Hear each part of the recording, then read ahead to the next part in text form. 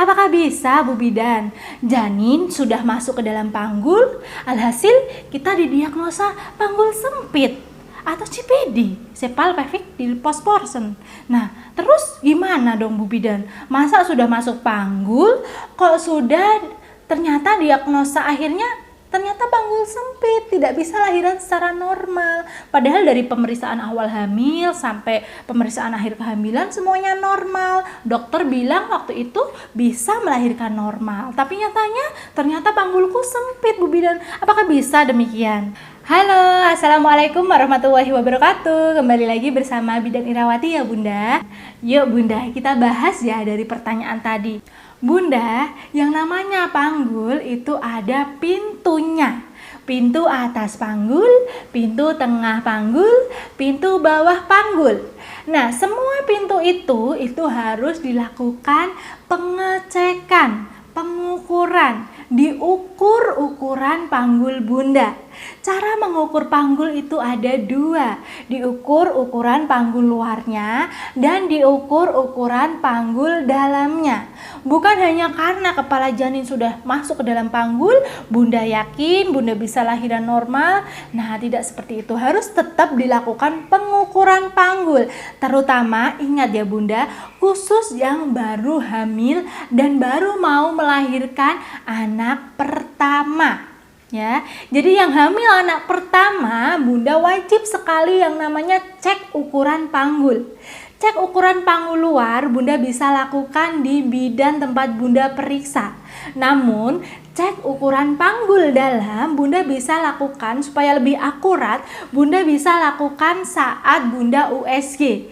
Dilakukan oleh dokter kandungan yang mengeceknya. Supaya lebih pasti, lebih yakin dokter mendiagnosa bahwa panggul Bunda baik dari panggul atas, tengah, dan bawahnya, terutama panggul dalam yang bagian bawah itu dicek oleh dokternya.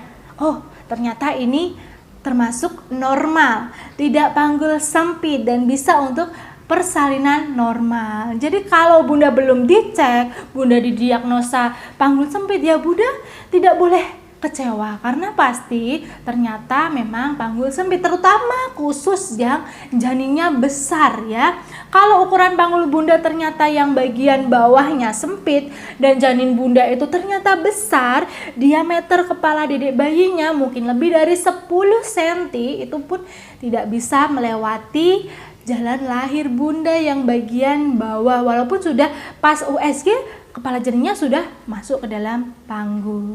Jadi penting juga menjaga ukuran janin Bunda supaya tidak terlalu besar, supaya bisa melewati jalan lahir Bunda. Ya, tidak terlalu besar bukan berarti harus kecil Bunda, minimal 2,5 kilo sampai kalau bisa di bawah 3,5 kilo. Jangan sampai lebih dari 4 kilo karena terlalu besar untuk melewati rongga panggul Bunda. Jadi harus benar-benar dijaga baik-baik, selalu diawasi baik-baik berat janin Bunda dengan cara pemeriksaan fisik, pemeriksaan kehamilan secara fisik, kemudian pemeriksaan secara USG. Apakah kedua pemeriksaan tersebut hasilnya menyatakan bahwa berat janin Bunda itu masih dalam kondisi normal, tidak terlalu berat. Karena kalau jika terlalu berat, ini sudah masuk ke dalam panggul atas, ternyata diagnosanya bisa CPD, Cephal Pelvic Disproportion atau panggul sempit itu tadi. Posisi cephal atau kepala si dedek bayinya tidak bisa melewati